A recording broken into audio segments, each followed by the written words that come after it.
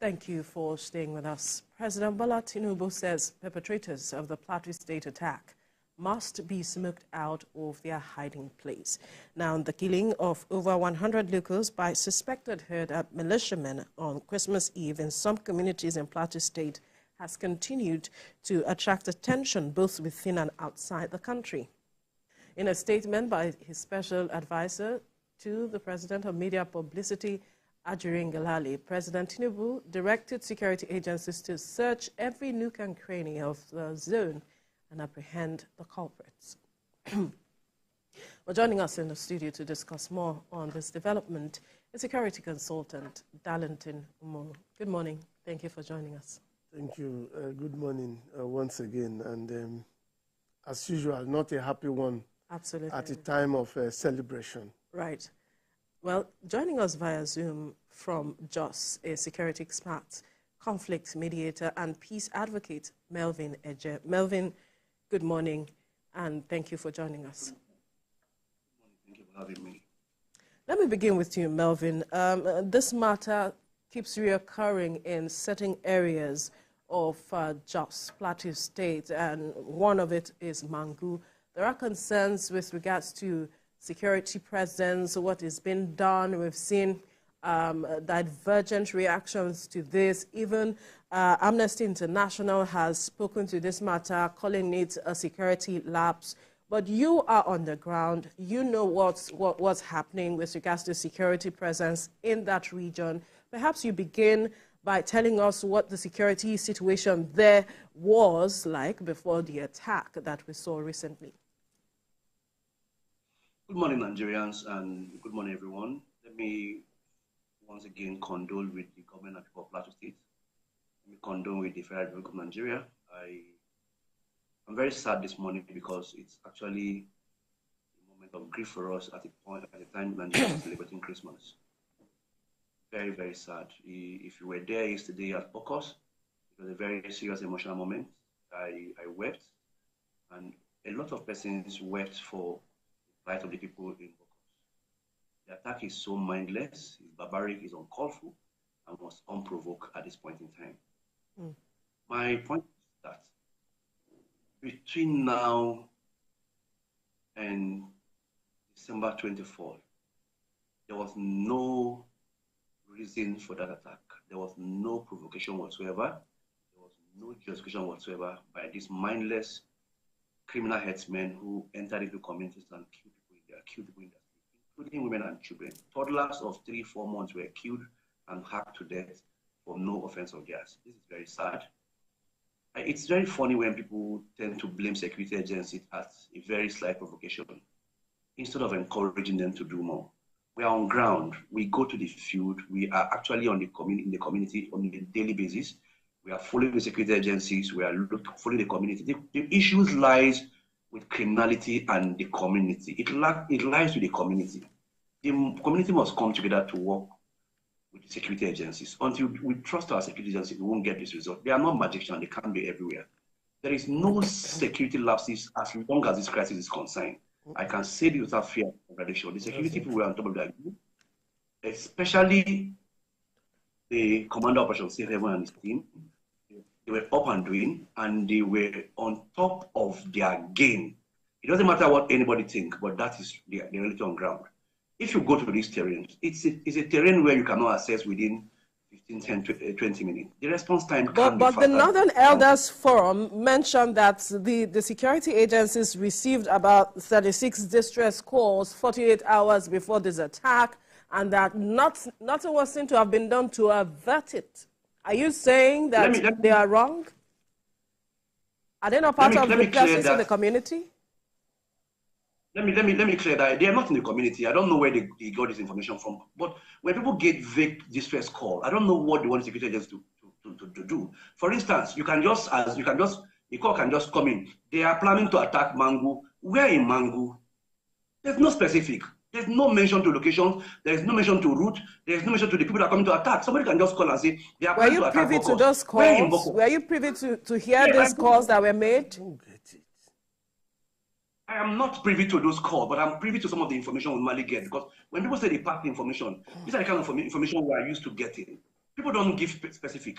People don't give accurate data. And the security men don't have the strength to mount every nook and crannies of the local government. They cannot be in every compound. They cannot be in every location. So if you give them specific, give them location, they will act on. They will move in. But when you just call and make a blanket But call, this attack was said to have gone on for over 24 hours and nothing was done. A lot was done. People were arrested. There was a confrontation between security men and some of these bandits. As I speak to you, some soldiers are still lying down critically wounded in Jos University Teaching Hospital. So it's very wrong to say nothing was done. And let me also tell you, these bandits are used to these terrains. They go to areas where they know is isolated, where they know before security will come in, it will take a lot of time. These areas we're talking about, you can't even access it with vehicles. You cannot. I wish you come down to just one time and come and do a comprehensive report in this community. They are hilly, they are bumpy, and they are not easily accessible. Sometimes there are no communication network. So information not even trickle down to security men in time. So what most people are doing, they are speaking out of information. The video that we saw making the rounds on social media had these persons communicating with one another. You could hear them using a walkie-talkie or something, a device, to communicate with one another. So when you say that there is no communication device, I'm wondering how they were able to beat that. There is no GSM. There's no GSM. Walkie-talkie is different from having a GSM. The security men may have a walkie-talkie, and that may be during some of the operation, in the operation. But did the community have walkie-talkie? Did they have the walkie-talkie to pass? Okay. Let's bring the conversation to the studio now. We have a security expert also here in the studio, Darlington Omori. You've heard what our guest in Jos is saying with regards to the various allegations towards the security personnel of not being on their toes to addressing or averting this issue, knowing that this matter has been reoccurring. And the Northern Elders Forum had said that there were distress calls made 48 hours before the attack happened. I feel very sad, bringing me into this discourse this morning. I do not want to get into a conflict with him. With who exactly? With the analyst from Jos. Okay. But some of the things he said are contradictory to what the governor himself has said. For instance, the governor of Plateau State made a statement, and one of the things he said is that these terrorists were known to have been camped in some schools for the past 4 or 5 years, and the pupils or students of those schools have been chased away. They can't access schools, yes. That's one. Even the some primary healthcare facilities in Plateau State have been occupied by these terrorists. Right. It meant that the security agents and the state government knows where these people were. I take you back to what happened in the Northeast at a point in time. In the Jonathan's administration, Boko Haram took over some parts of certain local governments in Borno. That was obvious. Then came another administration. One of its priorities was to chase Boko Haram away from taking over those local government completely. If the #1 citizen of Plateau State could come up with such a statement, he didn't mince words. That's right. If the #1, where did he get his report from? Right. Apparently, he was briefed by the security agencies. Absolutely. As the chief security officer of Plateau State. He also made a statement, I call it an allegation, where he said that at a point in time, people, he was referring to people unnamed, were of the thought that the past administration was part of those who were keeping those people or who were interested in sponsoring those people. Allegation not substantiated. And then somebody is telling us another story altogether. Please. We're talking about how many lives that were destroyed. Now, over time, we've been having crises in Plateau State. Especially these localities. And then people in most times reduce them to the historical conflict between the herders and the farmers. Yeah. Today, we are saying the governor of the state said by himself that these persons have been camped there, have taken over some primary schools and some primary health care facilities, and they've been there for over 5 years, 4 or 5 years. All right, looking at what you said, if you look at the report by human rights organization Gideon and Fumi Paramalam Peace Foundation, there's noted that between April 17th and July 10th, 2023, no fewer than 346 persons were killed in 8 local government areas, of Plateau State. So this goes to show that Nigeria is somewhat symptomatic of what Thomas Hobbes said, that human life is solitary, poor, nasty, brutish, and short. But then, how come these killings, those behind these killings rather, have not been arrested? Are they invisible? Although our guest on Zoom said some of them were, that some arrests were made, some soldiers were affected, but all of this, it is not the first time. So how come those that have been arrested, we are not able to see them, or to see them, How many have been prosecuted over time? Yeah, because that's what the governor is saying. How many have to account? How many have been prosecuted? Yeah. The governor also talked about, he also blamed this crisis on the breakdown on the pact signed by the indigenous communities and the Fulani leaders. Not, people are saying there were no provocations as to all of this. Proactiveness. Many had said, many had projected that this was going to happen. Plateau State has been the hub of conflict, particularly the pattern of conflict that cuts across the North Central, which is basically between the herders and the farmers, as against the conflict pattern you find in Northwest or Northeast. Right. And so, over time, if the #1 citizen of the state is overwhelmed, then there's a problem. How do you mean? There's a problem because, for instance, if you said you've tried certain things and coming on board, you were in the know that these terrorists were camped in certain areas. What were you supposed to do? If you do not have... It does not control... If it does not have full, total control, don't say it does not, if it does not have control. He's the chief security officer of the state. There's a limit to what he can do. What do you call limits? Does that limit him from what he gets as security votes from the federal government? What should he do? What should he have done with the security votes he's getting? Now, he's aware that these persons, terrorists, are taking over certain places and were permanently there. So it was no longer the guerrilla warfare kind of thing. If you had security reports or you had the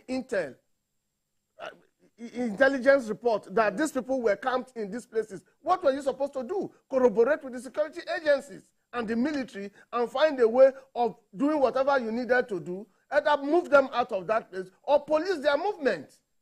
You could police their movement with through artificial intelligence or human intelligence. And then by the time you police their movement, you would know where they are moving to at every given point in time. If you want to use the non-kinetic approach to solve the matter, what do you also need to do? You police them, and then you follow with intelligence. When they are moving, you know the direction they are moving. Somebody is moving with them. The undercover agencies are supposed to be a part of it. Mr. Moro, let me bring you this question. Based on what you said earlier on, that when people made distress calls to the soldiers, they didn't give, definite information. And then we had the governor of the state, Moftuang, saying that some of these localities, when the original people there were sacked, then it is being inhabited by the attackers. Are you saying that the Nigerian army or those who are supposed to fight against these attackers are not aware of what the governor has said, the claim the governor had made about these people occupying these communities? Well, I am not aware if the governor said so. I have not heard the statement from him, but if the governor said so, it's rather very unfortunate as the chief secretary of the state. I think that would be a failure on his part to know that terrorists were camped at the school for several months. He took over and did not do anything. That would be a failure on his part as the chief secretary of the state.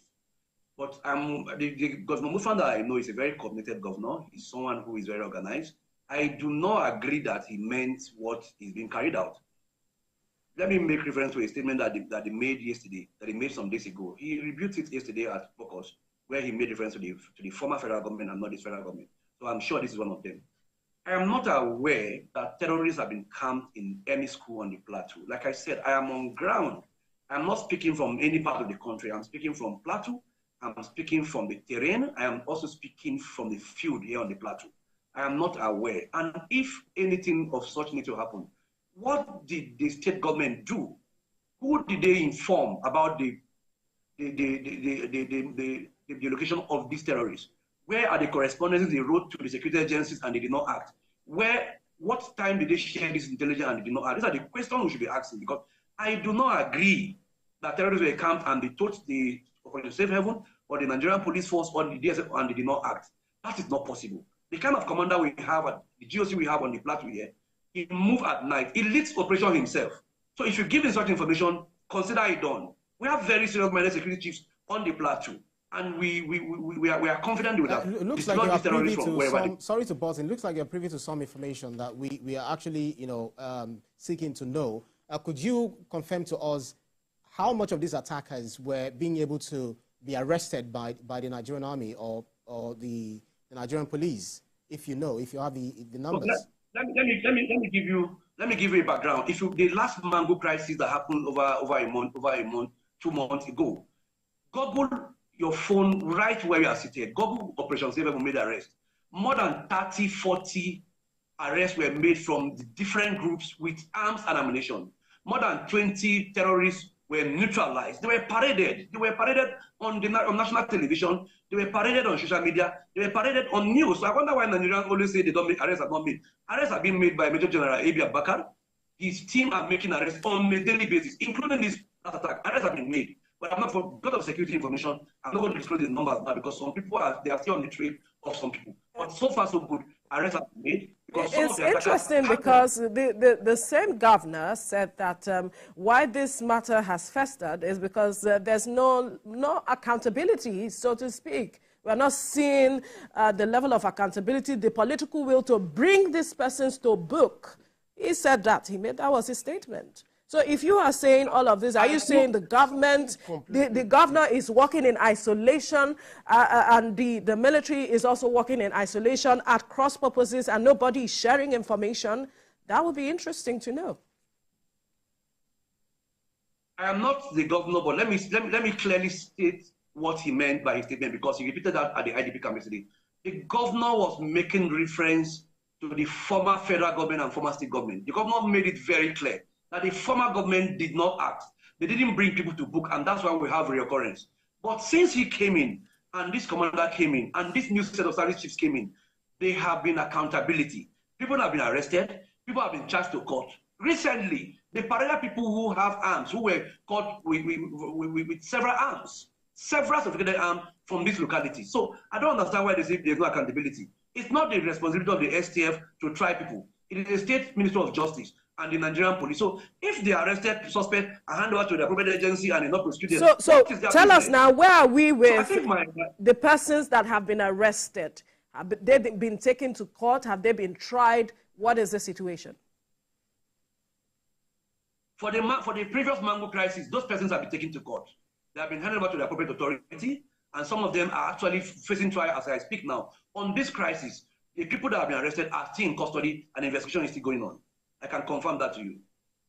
Right. Well, Mr. Moro, let me bring it back to you. You know, it's very annoying, that each time these killings occur, we always come together. We are always united on one thing, condemning the attack. Even the governors, you see those who are supposed to act condemning the attack, and then we wait again for another cycle of, attack to happen again. But we see so many security checkpoints in South-South, Southeast. I'm not sure how much this has been in Plateau and some of these places that have been attacked. What do you think we are not doing correctly? What have we not done differently to move out of this cliche of, condemnation? we've not been able to get our intel right. Because if you got your intel right, then every other thing will be gotten right. Then you'll be able to checkmate the activities of these terrorists. That's why I said initially that if the governor said by himself that for the past 4 or 5 years, that terrorists have been camped in some schools and some primary healthcare facilities, it meant that certain things should have been done. Both the artificial and human intelligence should have been adopted. I did something recently, not recently, about a week or 2 ago. I had to move to Kaduna to go see for myself, to feel the pulse of the people. And I took a risk. What was that risk? I had to travel by road from Abuja to Kaduna and back to Kaduna to see what it's like. That corridor is that den where the bandits operate, oftentimes, taking people. I needed to feel what that road was like, and then what the traffic was like, and then whether the people were actually ready to travel on that road against all odds. And I got to Kaduna and I spoke with some persons. I asked them certain questions, to see if there's this palpable fear, like the kind of thing we are feeling from this part of the country. Like, oh, Kaduna now, there's this heat, everybody is undercover, hiding movement, economic activities, grounded, and all of that. Sorry, just deviating a bit from your question. And then I had some experiences. The Kaduna-Abuja corridor is a very busy one. When I say busy, it's a very busy one. And then sometimes you want to wonder, you look at that corridor as horrible security-wise as it's supposed to be. You want to count the number of security facilities on that corridor, monitoring movement of persons. What do you get at the end of the day? We're not even talking about physical manning of the road by personnel, security personnel, and all of that. What is it like? In this part of the world, elsewhere, let me take it elsewhere, insecurity is no longer fought with the use of human intelligence and control. More of it is done with the technology. Okay, that's why I said what we are not doing right is we're not getting intel right. Melvin, this matter of a peace pact breaking down, and then we're seeing this reoccurring crisis in that in those areas. I wonder how we can address this matter such that we deal with this matter from the root. We are seeing the Arewa Consultative Forum saying that perhaps there should be a declaration of a state of emergency. And the governor also was talking about the matter of if people want to take over certain lands, there are right channels for which they can, make requests, and then lands will be allocated to them. I wonder if that is the issue, but if we are to address this matter from the root and not just addressing the symptoms, is a declaration of a state of emergency the way to go? And is this about land acquisition, or what really is at the heart of it? Well, I'm glad my brother at the studio have cleared the air concerning the issues I raised against the statement of the governor. I'm happy he addressed it squarely, because it's rather very unfortunate. I just believe he was quoted out of context. For me, there is no peace path that was broken recently, because I have been following, like I said, I'm a peace practitioner, and I've followed up in all the processes, every non-kinetic meetings that have been going on concerning this crisis. I've been following. It's a pure act of criminality. This is a clear act of criminality. People who just want to annihilate the people of Plateau State. Yes, land grabbing, bandits everywhere, terrorists everywhere. When they kill people, they want to occupy their land. It's actually a process of their expansion to have more terrain to themselves. That I can agree with the governor. But currently, there are no issues on ground. There was all the issues we had on ground concerning cattle rustling, concerning farmers' expression of farmland. They were resolved. Compensation were paid by the parties, and everybody agreed that there should be peace. Even when the Ardo of Panyan was killed, the operation, like I said, I don't know, people should Google their phones. The commander of operations said they will let this man. They went as far as Lagos to track the killer of the Ardo, brought him to Jos. Ask him questions. He made confessional statement. Why he killed the Ardu? As I speak to you, he's facing justice. Everybody all the incidents that happened during the last crisis, they were resolved. The perpetrators were arrested. They are being prosecuted today. So we didn't have any issue on ground to around this senseless attack, this barbaric attack currently. It's a clear action of criminality.